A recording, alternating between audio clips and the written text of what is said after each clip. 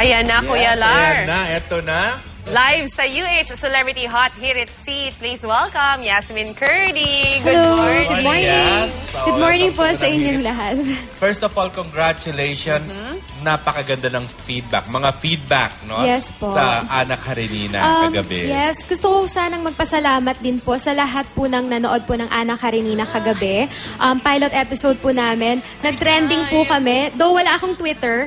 Pero yun po, nag-trending po kami sa Twitter. Tapos po, maganda po yung feedback sa Facebook, saka sa Instagram. Okay. So, paano ka nag-shift? Paano yung transition mo? Dati, puro patwitams yung role mo. Pero ngayon dito, nanay ka, nanganak ka, and... medyo nakakapanibago siya. Pero dati naman po, nung dalaga pa po ako, nakakapag-portray na rin po ako ng roles na nanganganak, gano'n. So, wala na rin pong medyo pagbabago. Pero mas feel ba ngayon? Oo. Okay lang po. Okay naman po siya. Medyo na-inspire lang po talaga ako ngayon sa ginagawa ko at sa lahat ng ano. Kasi, like, iba rin talaga pag na-experience mo yung mga nangyari. So, may naitulong naman yung pag-shift ng personal life mo na dito sa pinaportray mo na role bilang mommy. Yes po. Opo. Ayun. At, syempre, dito mayroon kami mga papakitang pictures, Yas, no? Hala, ano yan? Kwento mo kung sino siya at gaano siya kahalaga sa buhay mo. Okay, first picture, please. Ayan. Oh, baby ko. Okay. Si Ayesha. Ngayon, sobrang na-inspire ako sa kanya. Nagiging inspiration ko siya sa lahat ng ginagawa ko. Nagkaka-strength ako pag nakikita ko siya. At sa paglalabas din ni Ayesha, naging mas maganda ang relasyon yun ng maya mo na nagtampo-tampo, di ba? Wala. Okay na, wala na. Okay na. Ito naman ang ating picture number 2. Ay, ang gwapo naman yan. Ayun.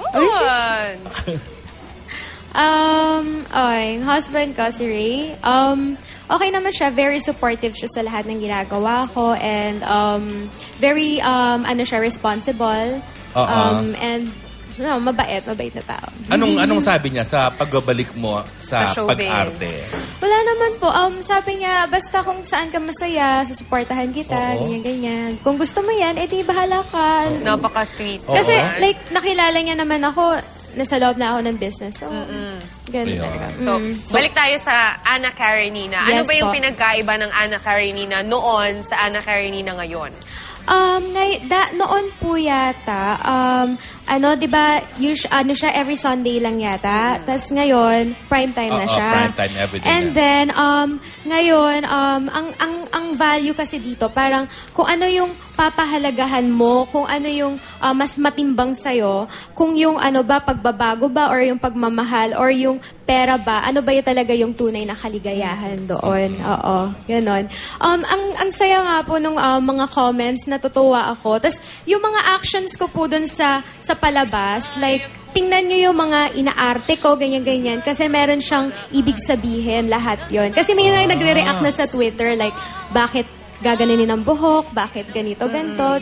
Like, yun nga, meron siyang lahat may kinalaman. May kinalaman siya sa story. Okay. Yes po. Tita Lorpel, okay lang po mag-promote din po ako ng Instagram ko.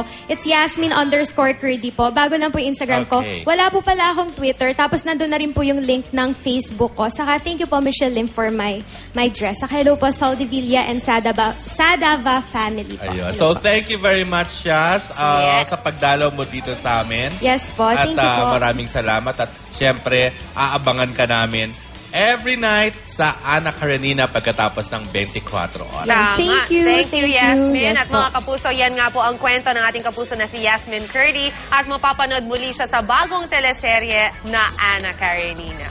At siya lang po kayo, magbabalik pa ang Unang Hirit.